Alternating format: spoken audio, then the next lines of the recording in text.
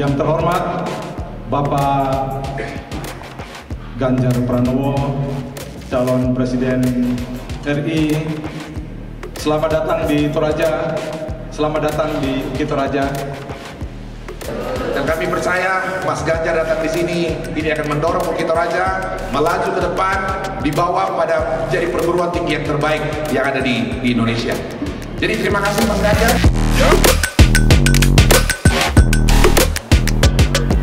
Maka saya mau bercerita dan waktu yang pendek akan saya gunakan dengan baik. Saya punya beberapa slide pasti akan membosankan karena ini butuh agak serius. Benar serius itu. Pak Rektor dan seluruh sivitas akademika terima kasih, Pak Pendeta terima kasih, dan seluruh tokoh yang ini hadir saya nggak bisa sebut satu-satu dan kawan-kawan mahasiswa. Kalau UGM itu universitas yang nanti alumninya ke kota, salah besar. Salah besar. UGM itu adalah perguruan tinggi pertama yang mengirimkan mahasiswanya ke pelosok tanah air.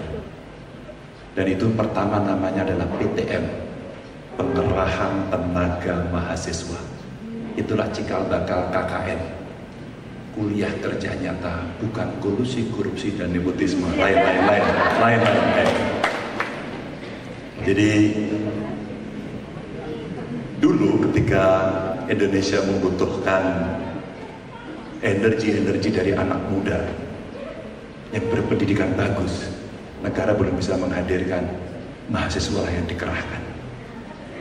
Tapi hari ini kampus makin banyak. Pak Rektor terima kasih membuka dengan sebuah pertanyaan, kira-kira perguruan tingginya apakah bisa maju?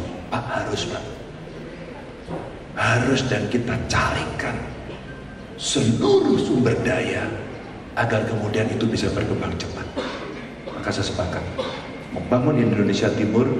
Saya senang dari statementnya, berani berinisiatif.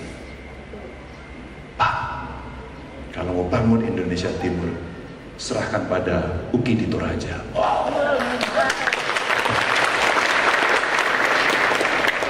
Saya itu kalau ada orang jual saya beli. Ini tantangan yang menarik. Inline dengan pikiran itu, maka saya bayangkan seandainya ada kampus yang berani berinisiatif dan bertanggung jawab, maka konsepnya adalah memberikan penugasan kepada kampus itu. Kamu selesaikan sektor ini, sektor itu dengan cara tidak perguruan tinggi. Nanti kalau tidak sukses, Pak Rektornya yang kita adili. Sabar Pak, sabar. Bapak Ibu, saya senang karena temanya adalah bonus demografi. 13 tahun ke depan kita akan mengalami itu. Sementara sampai dengan 100 tahun ke depan di 2045, kita bisa apa? Kita bisa apa? Impiannya adalah kita menjadi negara maju. Impiannya. Bahkan dihitung katanya kita bisa menjadi negara nomor 4 ekonominya terbesar. Mungkin 5, malah sedikit 7. Tapi kalau tidak, maka tidak mendapatkan bonus dari demografi kita, tapi malapetaka. Dan banyak contoh di negara Amerika Latin. Maka saya terima kasih Pak, SDM nomor 1. Saya paling senang kalau diundang ke kampus. Mahasiswanya biasanya kritis, mahasiswanya berani, ya. Tapi saya juga pernah ditolak masuk kampus. Jangan politisasi kampus. Saya ini makhluk politik, bahkan sejak di kampus saya sudah berpolitik. Ada di antara kawan-kawan ini rata-rata usia berapa? Berapa usia? 20-an. 19. 18 oh. 21, oke. Ini usia-usia yang saat itu saya lagi mengenal kampus, juga kemudian mulai diajak demonstrasi. Itu senior saya itu yang ngajari. Nggak tahu benar apa enggak, tapi saat itu rasanya uji nyali. Mengkritik pemerintah di era Orde Baru, tahu akibatnya? Ngeri. Pada saat itu ketika represif pemerintahannya, seusia ini Lalu kami ketemu dengan senior-senior dan akhirnya saya masuk partai. Ada yang sudah masuk partai? Boleh angkat tangan kalau ada. Gak usah malu. Oh nggak ada. Ada yang kepingin masuk partai? Tidak ada juga. Ada yang pengen jadi bupati di Toraja? Nggak ada juga. Kamu pengen jadi apa? Oh ada? Oke, boleh. Perempuan. Pak Pendeta, perempuan. Laki-laki nih kadang-kadang. Gimana? Perempuan. Ada yang pengen jadi bupati? Oh ada. Oke, laki-lakinya keluar. Ya pura-pura. Mula-mula malu-malu. Berani berinisiatif pertama itu risiko. Tapi orang yang berani angkat tangan pertama, ciri-ciri anak punya leadership yang strong. Ya. Kita akan menghadapi situasi dunia global yang tidak enak. Ini ada dua perang yang tidak selesai sampai hari ini.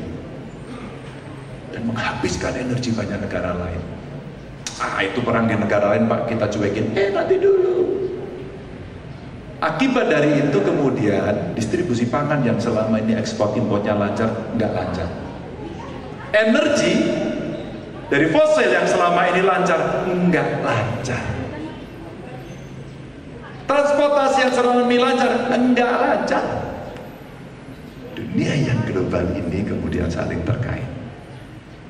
Maka apa kalau Bung Karno bilang, kita mesti berdaulat dalam bidang politik dan kita mesti berdikari dalam bidang ekonomi. Nah, ketika kemudian kita berbicara pangan kita cukup apa enggak, teman-teman, kita harus punya mimpi besar sebagai negara besar.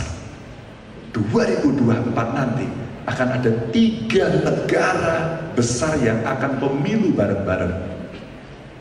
Amerika, India, dan tempat kita Indonesia. Kenapa saya memulai dari itu? Apakah kira-kira kawan-kawan semuanya akan ikut berpartisipasi atau tidak?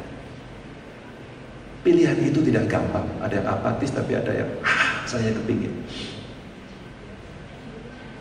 Di usia-usia seperti kalian saya sudah ikut aktivitas partai. Dan kemudian ini dari 3 negara yang ada. Dan kemudian saya berikan contoh bahwa generasi muda harus mengikuti proses-proses itu. Ada nggak contohnya saya beraktivitas jadi mahasiswa, ada contoh Amerika, ada contoh di Tiongkok.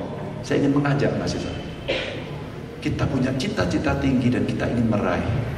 Semuanya mungkin asal kita serius, berdoa, dan minta restu orang tua.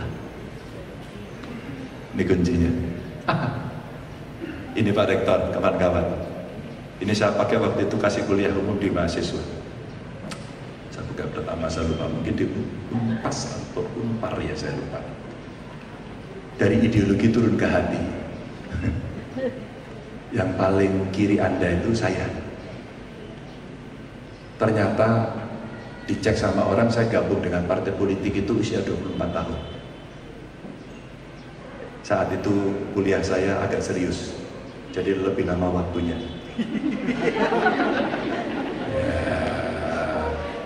Yang ini jangan ditiru ya. Xi Jinping itu ternyata gabung politik, partai politik di usia 21 tahun. Obama itu di usia berapa itu? Berapa itu? 35 tahun. Jadi Xi Jinping ternyata orang paling muda yang gabung partai politik. Tapi partainya satu di sana kan, yang lain kecil-kecil. Itu usianya. Xi Jinping pernah menjadi kepala daerah, ya. Kalau nggak salah pernah jadi wali kota, pernah jadi gubernur. Obama pernah menjadi legislatif, Xi Jinping pernah menjadi legislatif, dan saya pernah jadi legislatif. Usianya berapa? Nggak kelihatan. Saya jadi anggota legislatif umur berapa itu? 36. Xi Jinping usia 54, lebih tua. Ternyata Obama seusia saya pada saat menjadi anggota parlemen. Itu sebuah proses dari mimpi anak muda akan kita kemanakan negara melalui sebuah proses politik yang baik. Kira-kira gitu. Maka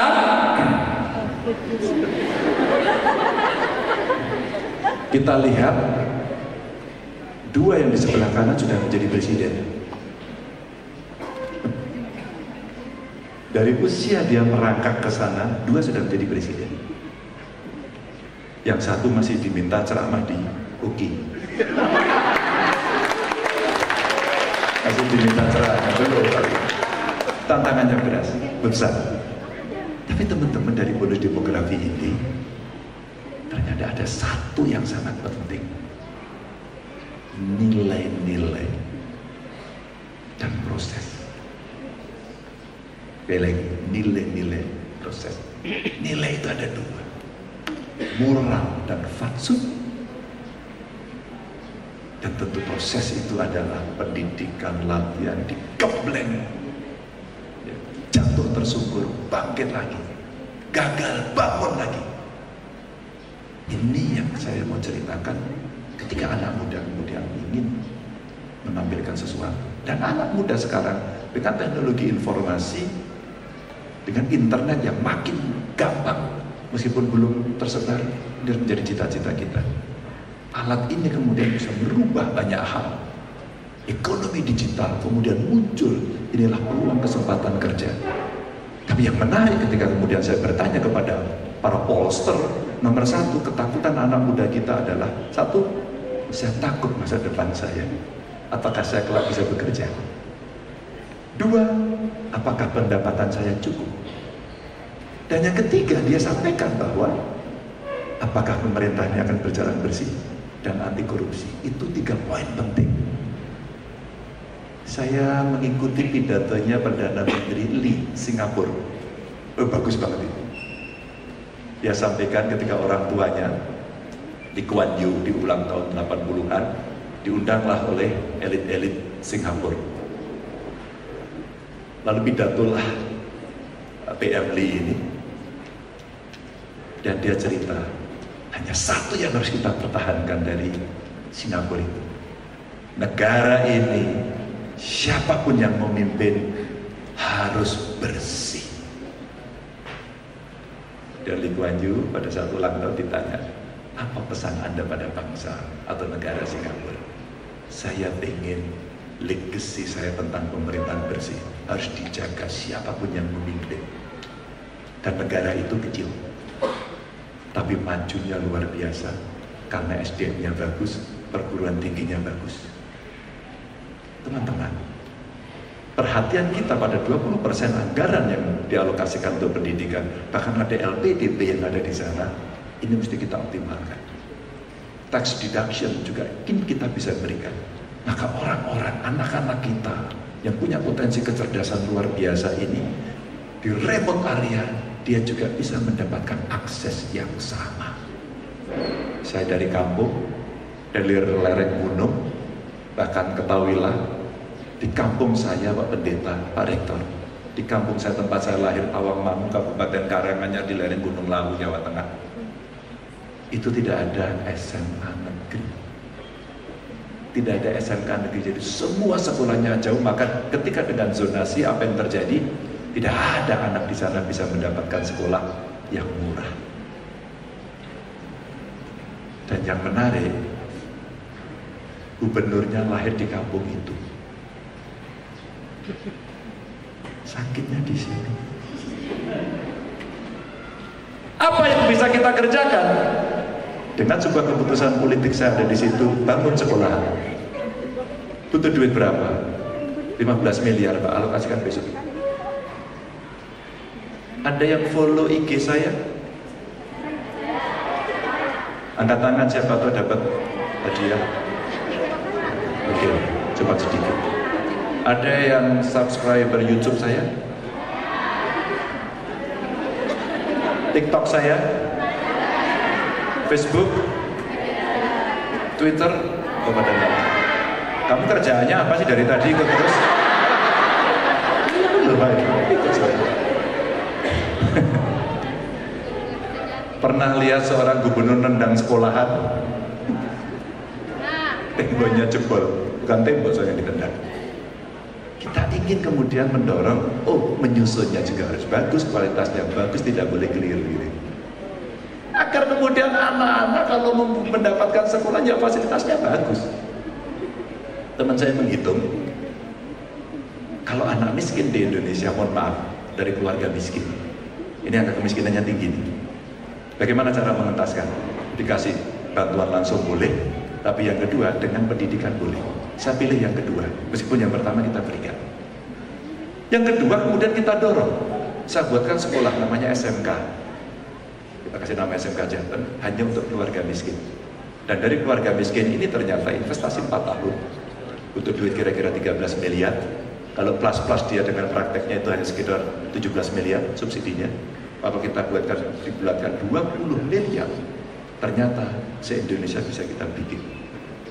Dan dengan pendidikan Pak Pendeta, mereka 3 tahun kita biayai, tahun keempat sudah bekerja. Dan dia mengangkat harkat martabat keluarga. SDM. Maka saya terima kasih dari yayasan, Pak Rektor, ya, kampus ini akan jadi kampus besar. Tapi tidak dengan tepuk tangan, dengan riset, dengan pengembangan pendidikan, dengan aktivitas yang baik dan merespon persoalan dunia yang mesti kita kerjakan. Boleh pangan, boleh energi, industri kreatif, digital dan seterusnya. Ya, Assalamualaikum warahmatullahi wabarakatuh. Langsung saja Pak, yang saya mau tanyakan di sini sebagai anak muda, apa jaminan bagi generasi muda bahwa bonus demogratif menuju Indonesia Emas itu menjadi peluang yang baik apabila Pak Ganjar nanti terpilih? Apa jaminannya? Menarik. Saya nggak bisa jamin. Saya balik.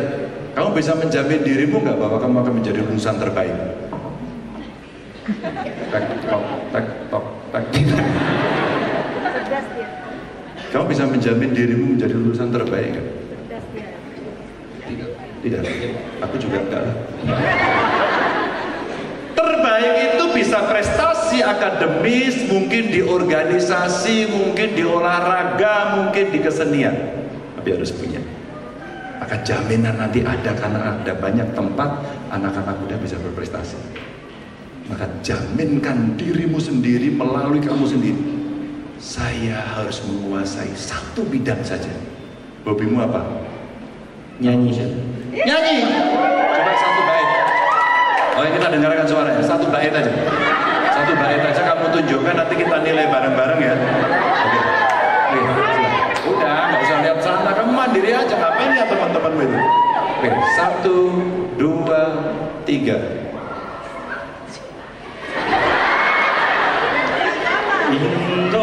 Indonesia tanah air Stop. Saya bisa jamin dia.